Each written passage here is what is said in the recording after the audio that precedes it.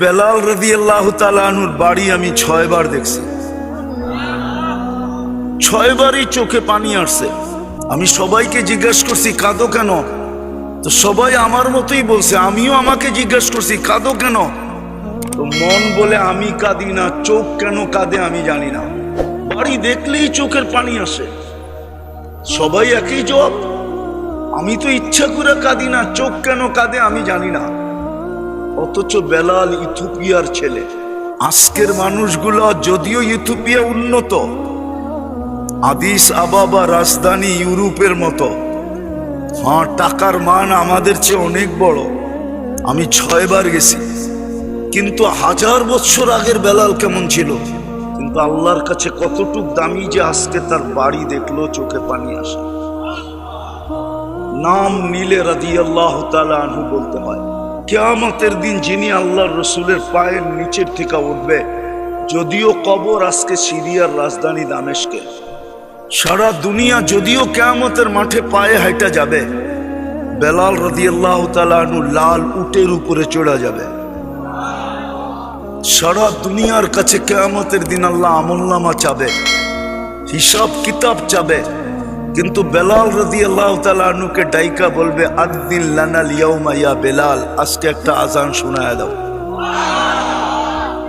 আল্লাহর রসুলের বুরাক জান্নাতে যাওয়ার জন্য আসবে, নিকট থেকে নিকটতম সাথীরা পর্যন্ত আকাঙ্ক্ষা করবে দেখি আমাকে ডাকে কিনা, রশি ধরার জন্য, জান্নাতের দিকে নিয়ে যাওয়ার জন্য। কিন্তু ডাক আসবে বেলাল রাদিয়াল্লাহু তাআলা আনহুর, আইনা বেলাল খুজ ওয়া সুক ইলাল জান্নাহ, বেলাল তুমি কোথায়, ধরো রশি টানো জান্নাতের দিকে। রাবেয়ার বাড়ি বেলালের রাদিয়াল্লাহু তাআলা আনহুর বাড়ির থেকে বেশি দূরে না, মাত্র 1.5 ঘন্টার রাস্তা। ওই বাড়ি দেখলো চোখে পানি আসে। আমি 6 বার দেখা বলতেছি আপনাদেরকে, ওই বাড়ি দেখলো চোখে পানি আসে। অথচ রাবিয়া সাহাবিও না, তাবেইও না, তাবেইও না। এই তো 700 থেকে 800 বছর আগের রাবেয়া, কৃতদাসী। কতটুকু দাম! ফেরাউনের কৃতদাসীর কবর থেকে এখনো সুগ্রাণ বাহির হয়। অহংকার করে বলতেছি না, আমার নাকে ওই গ্রাণ আছে এখনো। কবর এখনো চিহ্নিত, আপনি ইচ্ছা করলে দেখতে পারেন। যায় ডেলি হাজারো মানুষ যায়, ওই কামরায় ঢুকতে দেরি, মনটা মোহিত হইতে দেরি হয় না, প্রফুল্ল হইতে দেরি হয় না, সুঘ্রাণ যেন মাতাল করে ফেলে। অথচ পুরা কবরও খোলা না, ছোট একটা ছিদ্র রাখা আছে। আল্লাহর রসুল জিজ্ঞাসা করছে কতদিন বাহির হবে, বলছে কিয়ামতের সকাল পর্যন্ত বাহির হইতে থাকবে। আমি দুনিয়া বুঝাইতে চাইতেছি না, বুঝাইতে চাইতেছি যে আল্লাহর কাছে আপনার আমার দাম কত, ভ্যালু কত, পজিশন কত, কিসের ভিত্তিতে, এটা ভাবা উচিত। কেননা আমি আল্লাহর কাছ থেকে আসছি, আবার আল্লাহর কাছেই চলে যাব। আমার অস্তিত্বটা আল্লাহর দেওয়া, সাজাইছেনও কিন্তু আল্লাহ, নাইলে 1 ফোঁটা পানি এত সুন্দর রূপ নিতে পারে না। একটা উদাহরণ দিলে বোঝা যায় কিনা দেখি। কারিগর যখন কোনো জিনিস বানায়, তো বানাইতে বানাইতে বানাইতে মাঝে মাঝে এরকম 2-1টা জিনিস তৈরি হয় যে সে নিজেই তাকলাইগা যায় যে এত সুন্দর হলো কি করে। আল্লাহ মনে হয় সমগ্র সৃষ্টি বানানোর পরে যখন মানুষ সর্বশেষ বানাইলেন, তো আল্লাহই ভাবতে শুরু করলেন এত সুন্দর, রূপের দিক দিয়ে যার কোনো দ্বিতীয় নাই, অতুলনীয় রূপসী। এই জন্যই কোরআন বলেন মানুষের মতো রূপ আল্লাহ কোন সৃষ্টিকে দেন নাই। মানুষ সবচেয়ে বেশি কি সুন্দর। আপনি বলবেন আফ্রিকারটা, প্রশ্ন তো করতে পারেন যে আফ্রিকারটা কোন দিক দিয়ে সুন্দর? রঙও তো নাই, ঢংও নাই, ঠিক না? হ্যাঁ, তাহলে আপনি জানেনই না ডায়মন্ডের অনেক কালার হয়, ডায়মন্ড শুধু সাদা হয় না। তাঁতিবাজারে একবার আইসেন, দেখায় দেবেন কত কালার হয়। ডায়মন্ড এক কালার হয় না, ব্ল্যাক ডায়মন্ডও হয়। আফ্রিকারটা হলো ব্ল্যাক ডায়মন্ড, আফ্রিকারটা। আঙ্গুল উঠানোর সুযোগ নাই, ডায়মন্ড কিন্তু কিন্তু কালারে কি কালো, কালারে আসলে এটা কি? আবারও বলতেছি, কারিগর কোনো জিনিস বানাইতে যায়, বানাইতে বানাইতে বানাইতে কখনো কখনো এরকম হয় যে কারিগরই তাক লাগা যায় যে এত সুন্দর হইল কি করে। সমগ্র সৃষ্টি বানানোর পরে যখন আল্লাহ আমাদেরকে বানাইলেন, মানুষ বানাইলেন, তো আল্লাহই ভাবলেন যে এত সুন্দর, এরকম রূপ তো সৃষ্টির ভিতরে আর কারো নাই, এরকম সুন্দর গঠন তো সৃষ্টির ভিতরে কারো নাই। এই জন্যই তো আল্লাহ কসম খাইতেছেন, অত্তিন ওয়া যাইতুন ওয়া তুরি সিনিন ওয়া হাযাল বালাদিল আমিন। চার কসমের পরে বলতেছেন, লাকাদ খালাকনাল ইনসানা ফি আহসানি তাকওয়িম। মানুষ তোমার চেয়ে সুন্দর গঠনের মালিক কেউ নাই।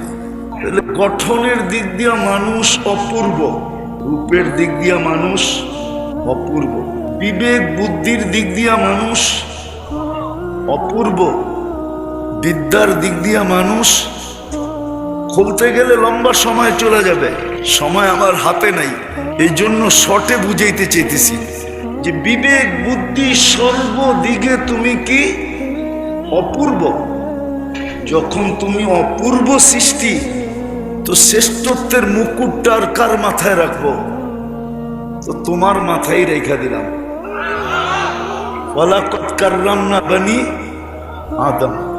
সর্বদিকেই যখন তুমি অপূর্ব, শ্রেষ্ঠত্বের মুকুটটা আর কার মাথায় রাখবো? তো মানুষ তোমার মাথায় রেখা দিলাম। এখন শ্রেষ্ঠত্বের মুকুট যখন তোমার মাথায় রাখলাম, তুমি সৃষ্টির সেরা, তো সৃষ্টিটা দিব তো দিব কাকে? এই জন্য আল্লাহ দাপে দাপে বলতেছেন যে দুনিয়াটা তোমাকে উঠায়া দিলাম, হুয়াল্লাযী খালাকা লাকুম মা ফিল আরদি জামিয়া। দুনিয়া সমস্ত ভান্ডার সহ তোমাদের হাতে উঠায়া দিলাম। শুধু দুনিয়া উঠায়া দিলাম এমন না, কেননা তুমি সৃষ্টির সেরা, সর্বদিক দিয়া শ্রেষ্ঠত্বের অধিকারী, তোমার বিকল্প নাই, তোমার তুলনা নাই, তোমার দ্বিতীয় নাই, তুমি অপূর্ব। বিদায় সৃষ্টি আর কাকে দিব? আমি এক শব্দে বললে বলতে পারতাম, পুরা সৃষ্টিটাই আল্লাহ আমাদের অধীন করে দিলেন। সাখারা লাকুম কুল্লা শাই, সব তোমাদের অধীন। আপনি যদি প্রশ্ন করেন ফেরেশতাও কি আমাদের অধীন? নিঃসন্দেহে ফেরেশতা আমাদের অধীন। নাইলে আপনি এই বিজ্ঞানের যুগে চিন্তা করেন, একটা মানুষের অঙ্গগুলা যদি প্রযুক্তি দিয়ে চালাইতে হতো, তাইলে একজনকে চালানোর জন্য কত বড় একটা প্রজেক্ট লাগতো, আবার ওইখানে কত লক্ষ কোটি ওয়ার্কার লাগতো। আমি দুই একটা দেখাই।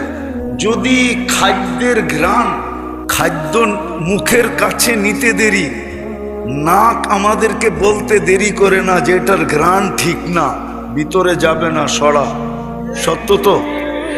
আচ্ছা, এটা যদি প্রযুক্তি দিয়ে নিতে হইতো, তাহলে আমার মনে হয় বিশ্বাস এইখানে আপনারা প্রোগ্রাম করতে পারতেন না।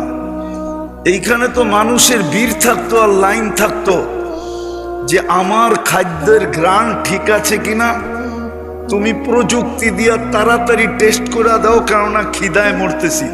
কেননা টেস্ট করা ছাড়া তো আপনি খাইতে পারবেন না। কি ঘ্রাণ যদি খারাপ হয়, স্বাস্থ্যকর না হয়, তাহলে ভিতরে গেলে কি হবে? আরে বলেন না, আপনাকে যত তাড়াতাড়ি নাক ঘ্রাণ বইলা দেয়, প্রযুক্তি দিয়ে যদি ঘ্রাণটাকে নির্ণয় করা হতো, তাইলে আপনার সিরিয়ালটা কত লম্বা হতো, সময়টা কতক্ষণ লাগতো, ঠিক না?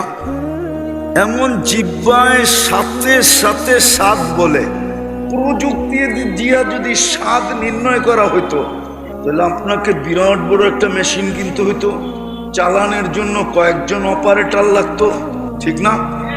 কিন্তু জিহ্বা কি করে? টাচ করে আর সাথে সাথে বলে দেয় স্বাদ, স্বাদ ঠিক আছে, ঠিক আছে, স্বাদ। তাহলে এই শরীরটা যদি প্রযুক্তি দিয়ে চালাইতে হতো, তাহলে বলেন আপনি, আল্লাহ তো আপনাকে ব্রেন দিছে, ঢাকা শহরে বাস করেন, আরো সবচেয়ে উত্তরায় বাস করেন কোথায়? উত্তমের থেকেই উত্তরা আইছে আর কি, মনে করেন উত্তমের থেকেই উত্তরায় বাস করেন। বলেন আপনি এই শরীরটা যদি প্রযুক্তি দিয়ে চালাইতে হতো তাইলে কত বড় প্রজেক্ট লাগতো।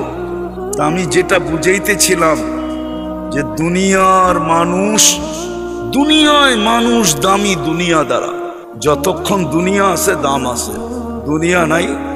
একটু চিন্তা করা উচিত আখেরাতে আল্লাহ রসুলের কাছে আমি দামি কি দ্বারা, এটাই বুঝাইতেছিলাম।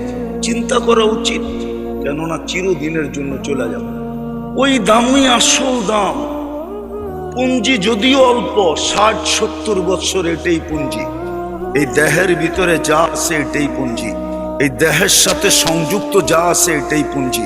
চিরদিনের জন্য যদি দামি হইতে চাই, বাবা উচিত যে আমি আল্লাহর কাছে দামি কতটুকু, রসুলের কাছে আমি দামি কতটুকু। দুনিয়ার দাম তো অতক্ষণ, দুনিয়া আছে যতক্ষণ। দুনিয়া নাই, আপনার কোনো দাম নাই। আর আল্লাহর কাছে দামি, চিরদিনের জন্য দামি। চিরদিনের জন্য যদি দামি না হইতো, বেলাল রাদিয়াল্লাহু তাআলা আনহুর বাড়ি আমি 6 বার দেখছি, 6 বারই চোখে পানি আসছে। আমি সবাইকে জিজ্ঞাসা করছি কাঁদো কেন, তো সবাই আমার মতোই বলছে। আমিও আমাকে জিজ্ঞাসা করছি কাঁদো কেন, তো মন বলে আমি কাঁদি না, চোখ কেন কাঁদে আমি জানি না। বাড়ি দেখলেই চোখের পানি আসে। সবাই একই জবাব, আমি তো ইচ্ছা করে কাঁদি না, চোখ কেন কাঁদে আমি জানি না। অথচ বেলাল ইথিওপিয়ার ছেলে। আজকের মানুষগুলো যদিও ইথিওপিয়া উন্নত, আদিস আবাবা রাজধানী ইউরোপের মতো, হ্যাঁ টাকার মান আমাদের চেয়ে অনেক বড়। আমি 6 বার গেছি, কিন্তু 1000 বছর আগের বেলাল কেমন ছিল, কিন্তু আল্লাহর কাছে কতটুক দামি যে আজকে তার বাড়ি দেখলো চোখে পানি আসে। নাম নিলে রাদিয়াল্লাহু তাআলা আনহু বলতে হয়। কিয়ামতের দিন যিনি আল্লাহর রসুলের পায়ের নিচের থেকে উঠবে, যদিও কবর আজকে সিরিয়ার রাজধানী দামেস্কে, সারা দুনিয়া যদিও কিয়ামতের মাঠে পায়ে হাঁটা যাবে, বেলাল রাদিয়াল্লাহু তাআলা আনহু লাল উটের উপরে চড়া যাবে। সারা দুনিয়ার কাছে কিয়ামতের দিন আল্লাহ আমলনামা চাবে, হিসাব কিতাব চাবে, কিন্তু বেলাল রাদিয়াল্লাহু তাআলা আনহুকে ডাইকা বলবে আযিন লানা ইয়াউমা ইয়া বেলাল, আজকে একটা আজান শোনায়া দাও। আল্লাহর রসুলের বুরাক জান্নাতে যাওয়ার জন্য আসবে, নিকট থেকে নিকটতম সাথীরা পর্যন্ত আকাঙ্ক্ষা করবে দেখি আমাকে ডাকে কিনা, রশি ধরার জন্য, জান্নাতের দিকে নিয়ে যাওয়ার জন্য। কিন্তু ডাক আসবে বেলাল রাদিয়াল্লাহু তাআলা আনহুর, আইনা বেলাল খুজ ওয়া সুক ইলাল জান্নাহ, বেলাল তুমি কোথায়, ধরো রশি টানো জান্নাতের দিকে। রাবেয়ার বাড়ি বেলালের রাদিয়াল্লাহু তাআলা আনহুর বাড়ির থেকে বেশি দূরে না, মাত্র 1.5 ঘন্টার রাস্তা। ওই বাড়ি দেখলো চোখে পানি আসে। আমি 6 বার দেখা বলতেছি আপনাদেরকে, ওই বাড়ি দেখলো চোখে পানি আসে। অথচ রাবিয়া সাহাবিও না, তাবেইও না, তাবেইও না। এই তো 700 থেকে 800 বছর আগের রাবেয়া, কৃতদাসী। কতটুকু দাম! ফেরাউনের কৃতদাসীর কবর থেকে এখনো সুগ্রাণ বাহির হয়। অহংকার করে বলতেছি না, আমার নাকে ওই গ্রাণ আছে এখনো।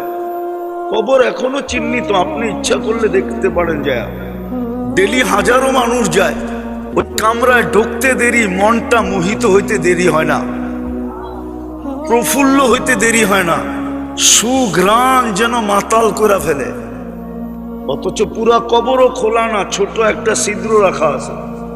আল্লাহর রসুল জিজ্ঞাসা করছে কতদিন বাহির হবে, বলছে কিয়ামতের সকাল পর্যন্ত বাহির হইতে থাকবে। আসেন উত্তরার মানুষ, প্রদীপ যেই কোনো মুহূর্তে নিভতে পারে। ভাবেন, ভাবনাই কিন্তু আপনার রাস্তা খুলবে।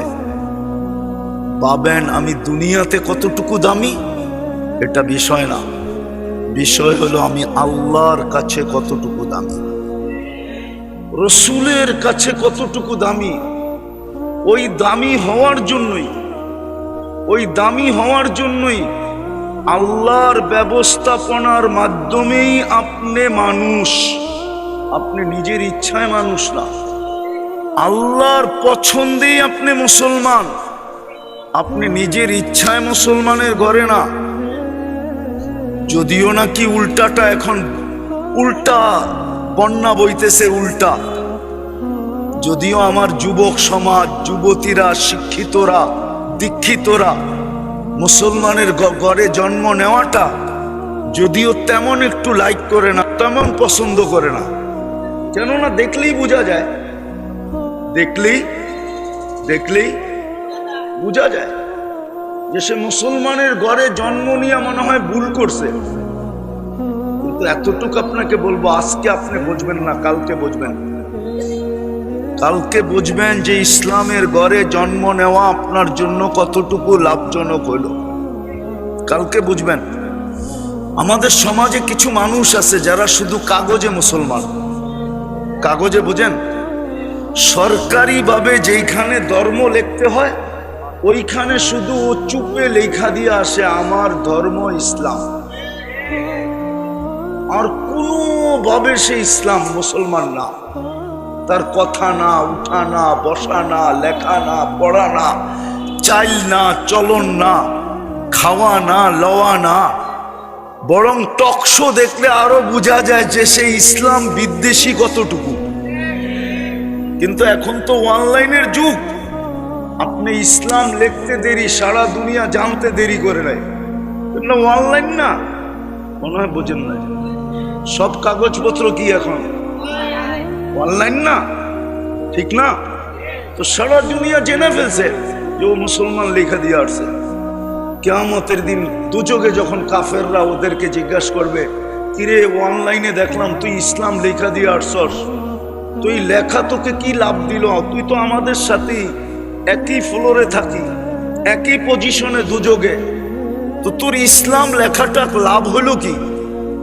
এই খোঁচা দিতে দেরি আল্লাহর রহমতে জোশ আসতে দেরি করবে না।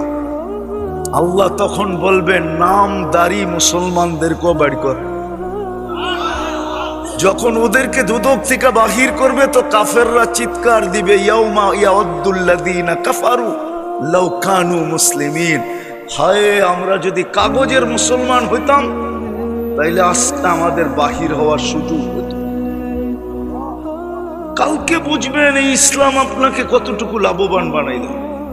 আর মুসলমানের ঘরে জন্ম দেওয়ার উদ্দেশ্যই ছিল আপনি যেন চুটকিতে আল্লাহর কাছে দামি হইতে পারেন।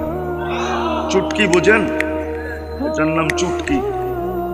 আল্লাহ সদিচ্ছায় মুসলমানের ঘরে আপনাকে জন্ম দিয়েছেন। কিন্তু আফসোস, 90% কেন 99% মুসলমানের ভিতরেই তো ইসলামের ছাপ নাই। হ্যাঁ, যদি ছাপ থাকতো তাইলে মুসলিম সমাজে চুল কাটার জন্য সেলুন হইতো, আমি মানি, কিন্তু দাড়ি কাটার জন্য সেলুন হইতো কেন? কেননা দাড়ি তো দিছেই জান্নাতে যাওয়ার জন্য। কিসে যাওয়ার জন্য? মানে হুজুররা মানে না। না না, তাইলে শুনাই দেই, সময় লাগলো, কি করবো, বৈশা যখন গেছি। এক মুহাদ্দিসে জামান মারা গেছেন, জমানার সবচেয়ে বড় সাইকুল হাদিস। স্বপ্নে দেখা হওয়ার মত পরে জিজ্ঞাসা করছে কি ব্যবহার হলো? দাড়ি দেখা জান্নাতে চলে গেছি। দাড়ি? আল্লাহর সামনে যখন দাঁড় করানো হয়েছে তো আল্লাহ জিজ্ঞাসা করছে কি নিয়ে আসছিস? আমার দাড়ির হাদিস মনে উঠছে। আমি বলছি কিচ্ছু আনি নাই, দাড়ি নিয়ে আসছি। আল্লাহ তো চেতা গেছেন, শুধু দাড়ি? আমি আল্লাহকে বলছি চেতেন কেন? আপনি কি জিবরিল আলাইহিস সালামকে বলেন নাই? জিবরিল আলাইহিস সালাম কি আমাদের নবীজিকে বলে নাই? আমাদের নবীজি কি সাহাবায়ে কেরামকে বলেন নাই? সাহাবায়ে কেরাম কি আমাদেরকে বলেন নাই? আমি হাদিস শুনায়া দিছি, ইন্নাল্লাহা লা ইস্তাহি যি শাইবাতিন শাইয়াবা ফিল ইসলাম। যে ইসলাম অবস্থায় দাড়ি পাকায় দিল, তার দাড়ি দেখতে দেরি আল্লাহ লজ্জা পাইতে দেরি করেন না, শাস্তি দেন না। হাদিস শুনানোর পরে আল্লাহ মুস্কি হাসি দিয়া বলতেছে সবাই সত্য বলছে, আমিও সত্যই বলছি, মাফ করে দিলাম, যা বাড়িতে, যা জান্নাতে। আমি মানতাম সেলুন থাকতো চুল কাটার জন্য, কিন্তু দাড়ি কাটার জন্য কেন? আপনি আমাকে যুক্তি দিয়া বুঝান। মুসলমান তো বানাইলেন আমাকে দামি বানানোর জন্য, কিন্তু ইসলামের ছাপ আমার ভিতরে কতটুকু? তাইলে যুবকরা কেন চুল কাটতো নেটে দেখা? ঢাকা শহরে কোন সেলুনে তো সাধারণ চুল কাটা 100 টাকার উপরে নাই। আর এই যুবকদেরকে জিজ্ঞাসা করেন 100 টাকায় জীবনে কোন দিন চুল কাটছে, এটা জিজ্ঞাসা করেন কবে কাটছে, এটাও বলতে পারবে না। কেননা ওর চুল কাটাই তো শুরু হয় 500 টাকা থেকে। চাঁদরাইতে তো 1000 টাকা দিয়া কাটায়, 2000 1500 টাকা দিয়া কাটায়। কেননা ও সারা রাত্র ডিজাইন দেখে নেটে, যখন মাথা আউলে যায় তখন একটা ডিজাইন চয়েস হয়, ওটাকে স্ক্রিনশট দেয়, তারপরে সেলুনে নিয়ে দেখায় এই স্টাইলে চুল। আর সেলুনওয়ালা বেকা হইয়া বলে 500 টাকার থেকে শুরু করে 500, হাঁকাইতে হাঁকাইতে 1500-2000 পর্যন্ত চলে যায়। হ্যাঁ সত্য না? হ্যাঁ। এখন যদি এটা প্রশ্ন করি যুবকদেরকে, ওরা বলুক না ওদের চুলের স্টাইল দেখা, বা বাংলাদেশে কারো চুলের স্টাইল দেখা কোনো মেয়ে বা কোনো নারী আজ পর্যন্ত কাউকে বলছে তোর চুলের স্টাইলের কারণে আই লাভ ইউ? হ্যাঁ। বরং তো ওদের পিছে ছেলেরা মেয়েরা ক্রিটিসাইজ করে, কিরে কাউয়া কাটিং কই পাইলি, বগা কাটিং কই পাইলি, পাটি কাটিং কই পাইলি, হ্যাঁ গটি কাটিং কই পাইলি? কিন্তু ওদের তো লজ্জা নাই, কেননা ইসলাম যখন নাই লজ্জাও নাই, রাগ হইলে করার কিচ্ছু নাই। ইসলাম তো দিছিলেন দামি বানানোর জন্য, উম্মতে মুহাম্মদী তো বানাইছিলেন দামি বানানোর জন্য। নাইলে আদম আলাইহিস সালাম কেন বলবে আমার চেয়ে কোটি গুণ বেশি প্রেম প্রীতি আল্লাহর উম্মতি মুহাম্মদীর সাথে? বলছে প্রমাণ, বলছে একটা ভুল করলাম কিয়ামতের সকাল পর্যন্ত মানুষকে কোরআনে পর্যন্ত ডুল পিটায় জানায় দিল। কোরআনে আছে আদম আলাইহিস সালামের ভুলের কথা, লা তাকরাবা হাদিহি শাজারাতা, তারপরে পুরা পৃষ্ঠা আছে ভুলের কথা। কিন্তু উম্মতে মুহাম্মদী সারাদিন গুনাহ করবে, আল্লাহ কাউকে জানতে দিবে না। অথচ আমি প্রথম মানুষ, প্রথম নবী, প্রথম রসুল, আমার ভুল খুইলা সবাইরে বলে দিল। অথচ উম্মতে মুহাম্মদী সারাদিন গুনাহ করবে। আপনি জিজ্ঞাসা করেন পাশের যুবককে, ওদের গান আর নাচের কথা আমি বলতেছি না, ওরা সারাদিন নেটে যা দেখে, একজন দুইজন একা একই, যদি বাড়িওয়ালারা জানতো কাউকে বাড়িতে ঢুকতে দিত না। ওরা বলুক, স্বীকার করবে কি করবে না? আমি বলে দিতে পারি কি কি দেখে। দ্বিতীয় আদম আলাইহিস সালাম বললেন একটা ভুল করলাম, আমাকে 350 বৎসর কাঁদাইল, তারপরে মাফ করলো। উম্মতে মুহাম্মদী সারাদিন গুনাহ করবে, রাত্রে বাড়ির ছাদে যাইয়া ডাইকা ডাইকা সবরে মাফ করে দিবে। প্রতিদিন রাত্রে কিন্তু আল্লাহ আমাদের দুনিয়ার আকাশে আসে, 3 ভাগের 1 ভাগ যখন অতিবাহিত হয়ে যায়। বুখারী শরীফে আছে, আয়েশা ডাক দেন, হাল মিম মুস্তাগফির, কে আসিস মাফ চাবি? ফাগফির লা, গ্যারান্টি দিতেছি আমি মাফ করে দিব। আদম আলাইহিস সালাম বলে ডাইকা বাড়ির ছাদে যায় ডাইকা ডাইকা মাফ করতেছে, আর আমি একটা ভুল করলাম 350 বৎসর কাঁদাইলাম। অথচ আমি প্রথম মানুষ, অথচ আমি প্রথম নবী, অথচ আমি প্রথম রসুল। তো উম্মতে মুহাম্মদী বানাইছিলেন তো দামি হওয়ার জন্য।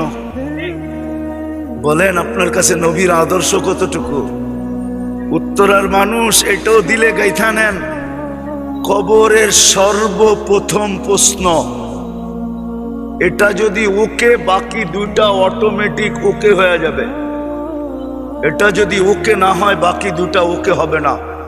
ইমাম বুখারী রহমতুল্লাহ আলাইহি লেখছেন, ইমাম মুসলিম রহমতুল্লাহ আলাইহি লেখছেন, কবরের প্রথম প্রশ্ন হলো মা কুনতা তাকুলু ফি হাযার রাজুলি মুহাম্মাদি। কিতাবুল জানায়েজ বুখারী শরীফে আছে। বলো মুহাম্মদুর রাসূলুল্লাহর আদর্শে তুমি কতটুকু আদর্শবান ছিলা? আগে এটার প্রমাণ দাও। এটারও লম্বা কারণ আছে, বলার সুযোগ এখন নাই। শুধু এতটুক বলি, যে নবী তোমাদের জন্য কিয়ামতের মাঠেও চোখের পানি জড়াবে, ওনার আদর্শে কতটুকু আদর্শবান ছিল বলো। আর কিয়ামতের মাঠে তো চিৎকারই দিবে, রব্বি উম্মতি উম্মতি বলা। 3 বার সেজদায় পড়বেন দুজক থেকে বাহির করার জন্য। চোখের পানি ছাড়াই কি বাহির হয়ে আসবো আমরা? যে কিয়ামতের মাঠে তোমাদের জন্য চোখের পানি জড়াবে, ওনার আদর্শে কতটুকু আদর্শবান ছিল। প্রথম প্রশ্ন কিন্তু কবরের এটা। বুখারী শরীফে আছে, আমি আমার থেকে বলতেছি না। মুসলিম শরীফে আছে, আমি আমার থেকে বানায়া বলতেছি না। মেইন প্রশ্ন এটা। আপনাকে তো উম্মত বানাইলেন, আদর্শ কোথায়? চলেন, সময় কম আমার কাছে। দ্বিতীয়, আপনাকে তো পুরা আল্লাহ কালাম দিয়া দিলেন। কালাম বোঝেন? তুর পাহাড় যখন আমি দেখতে গেছি, তখন আমার মনে উঠছিল, হায় মুসা আলাইহিস সালাম তো এইখানে কথা বলে ক্রেডিট কার্ড নিছেন কালিমুল্লাহ। কিন্তু তখনই আল্লাহ আমার মনে ঢালছেন যে মুসা আলাইহিস সালাম কথা বলে তো কালিমুল্লাহ, ক্রেডিট কার্ড নিলেন কালিমুল্লাহ। আমি তো তোর সাথে কথা বলবো দেখা তোর সিনার ভিতরে দিলাম কালামুল্লাহ। আমি তো তোর সাথে কথা বলবো, এই জন্যই তো তোর সিনায় দিলাম আমি কি, এটার নাম কালামুল্লাহ। বলেন এই মজমায় কয়জন আছে ডেলি কোরআনটাকে নিয়ে একবার চুমা দেয়? পড়া বাদ দিলাম, খুইলা দেখা বাদ দিলাম, শুধু নিয়ে চুমা দেয়। কয়জন আছে এই মজমায়? 2-4 জন হবে।